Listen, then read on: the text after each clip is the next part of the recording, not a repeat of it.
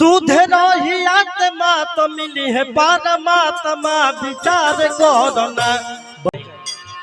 केहू बार कबारी, केहू चुरकी कबारी, केहू मुड़ी काटे लगी तो वैसे थोड़े चली, वैसे ना चली। जहाँ जगह पलरा भारी पड़ी वजह करे लगी तो फिर तो अंतर हो जाए भैया। संसार में राउर पूजा कब होखी? राउर जब विचार बढ़िया रही। दुलार भैया, संसार में पूजा तब होखी तोहर विचार स्वच्छ रही, तोहरा के 10 गो लोग तब मानी जब तोहरा अंदर भाव होखी। सरपंच साहब, राकेश भैया, प्रणाम भैया। ऐसे कहे का बका आज की सुध रही आत्मा, सुध रही आत्मा तो मिली है परमात्मा विचार करना। देखिए यही जा यह संसार में जबकि कुछ तुच्छ व्यक्ति के कारण, दुलार भैया, कुछ तुच्छ व्यक्ति के कारण शुद्ध आत्मा भी दूषित हो जाता। अब बताइए, भगवान श्री कृष्ण के विचार इतना बढ़िया, जे तीनों लोक के मालिक, यदुवंशी कुल में जन्मे, पूरा हिंदुस्तान ना पूरा विश्व में पूजा होला। फूफा पूरा संसार जानो तो भगवान श्री कृष्ण के। आज जो अपमान हो रहा है इस देश में, इस अपमान से कभी परमात्मा प्राप्त होने वाला किसी को नहीं है। जब तक प्रेम ना जागी, जब तक तुम्हारा अंदर प्रेम ना जागी, एक दूसरे के प्रति भाव ना जागी, तब तक तू कुछ का बार नहीं हो सकत कहीं। एक बात जान लो। इसलिए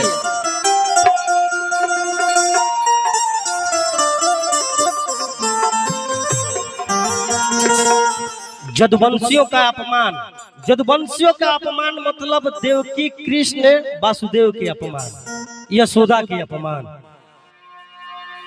इसलिए होता। इससे संसार में हमने के दायित्व बनता कि हमने के मिलजुल के संसार में रहे के चाहिए, मिलजुल के कमाए के चाहिए, मिलजुल के खाए के चाहिए, हंस के हंसा के दिल में काला रहे। देखिए भाषमो सुर अपना के बहुत चला के बुझत रहे पिंटू भैया, भाषमो सुर अपना के चला के बुझत रहे, ज्यादा चला के बने में 3 जगह मौख ले लो। तो ये ले ज्यादा अपना आप के ज्यादा चलाक नहीं बने के, नेक रहे के बुए, सेफ रहे के बड़ुए। सुध रही आत्मा तो मिली है परमात्मा विचार करना। बतिया कहले महात्मा विचार करना, बतिया कहले ई महात्मा विचार करना। सुध रही आत्मा, सुध रही आत्मा तो मिली है परमात्मा विचार करना। सुध रही आत्मा तो मिली है परमात्मा विचार करना। बतिया कहले महात्मा विचार करना, बतिया कहले महात्मा विचार करना।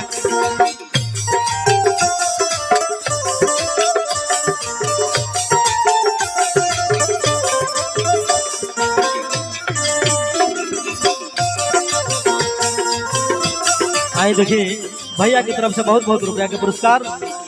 भगवान से प्रार्थना और सही जिंदगी बरकरार रहो, स्वस्थ रही, मस्त रही।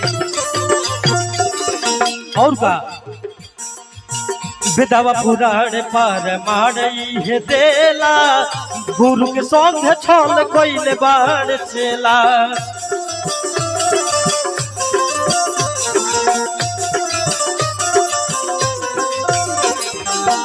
विधवा पुराण पर मारई है देला, गुरु के संग छल कोइले बाण चेला।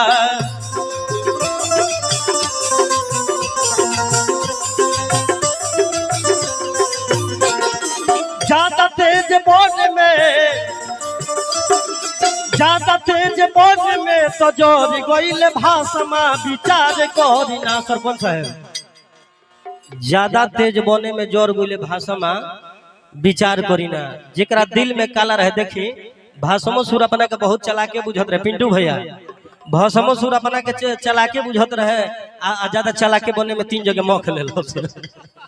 तो ये ले ज्यादा अपना आप के ज्यादा चलाक नहीं बने के, नेक रहे के बुए, सेफ रहे के बड़ुए भैया। तो ज्यादा तेज बोल में हो ज्यादा तेज बोल में तो जोरी गईल भाषमा विचार करिना, कहले बतिया महात्मा विचार करिना, कहले बतिया महात्मा विचार करिना।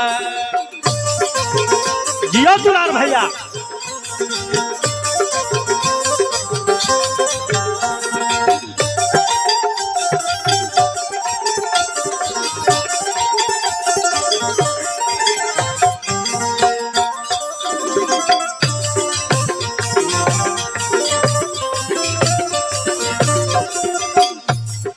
और का गीत के दूसरा लाइन बा, हिंदू भाई सुन चाहे सुन मुसलमान हो, एने बा पुरान ओने बड़ुए कुरान हो।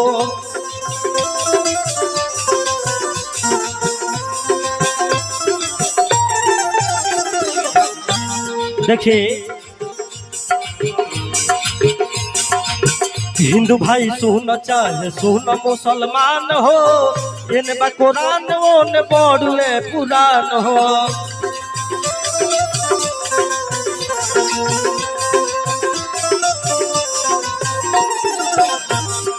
ये माई सीता बाड़ी हो, ये माई सीता बाड़ी ओने बीबी खातमा विचार करिना, ये माई सीता बाड़ी ओने बीबी खातमा विचार करिना, बतिया कहले ई महात्मा विचार करिना, बतिया कहले ई महात्मा विचार करिना।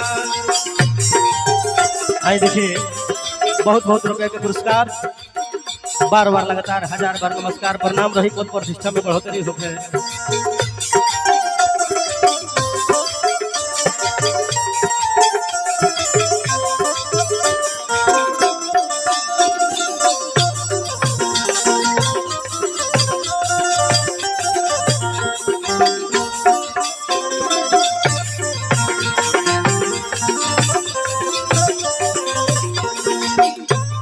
और का गीत के लास्ट लाइन बा सरपंच साहब, अपने कलमिया से भाग सब पर लिख ले, बैठल बैठल तो हर लीला प्रभु देख ले।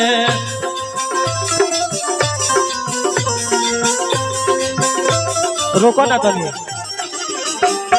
और 2 लाइन कह देते नहीं, अपना कलमिया से भाग सब के लिख ले, विधाता अपना कलमिया से भाग सब के लिखले, अब बैठल बैठल सब लीला तोहर देखेले।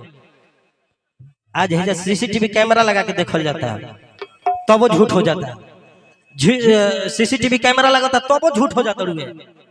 यही जगह गवाही दे के मर्डर कोई आदमी के निर्दोष साबित कर दिया जाता है। सरपंच साहब पिंटू भैया, मर्डर कोई आदमी के निर्दोष साबित कर दिया जाता, काउची के बल पर, रुपया के बल पर।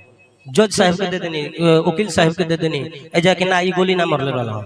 लेकिन मान ल कि ऊ जे कलमिया से लिखले बा, आज जे बैठल बैठल देखत ऊ का करी, ऊ सीसी कैमरा का करी, जौन ओरिजिनल सीसीटीवी कैमरा बड़ुए ऊ का करी हो। ओजा घूस देवे के हो जाई का, ओजा गवाही देवे जाई का कि 4 गो खेत के रसीद कटा लिया नहीं का,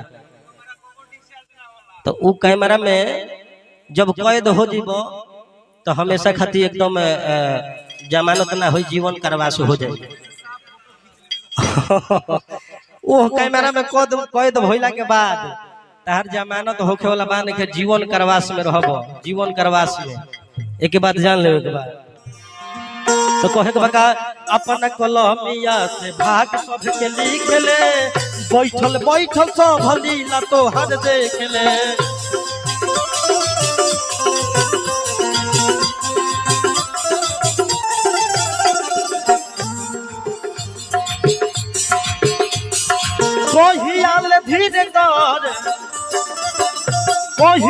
धीरेन्द्र तू दे बहुत ऊंचा समा विचार करना, कहियाल धीरेन्द्र तुझे बयार चाकमा विचार करना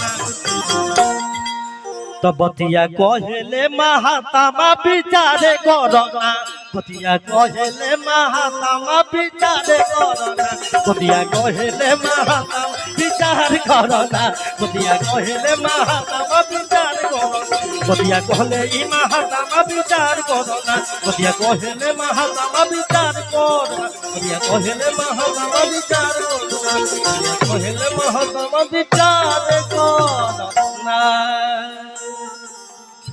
बहुत सुंदर आई चाप के पिंटू भैया हम 4-5 गो गीत गौने रहुआ आई बैठे एक दो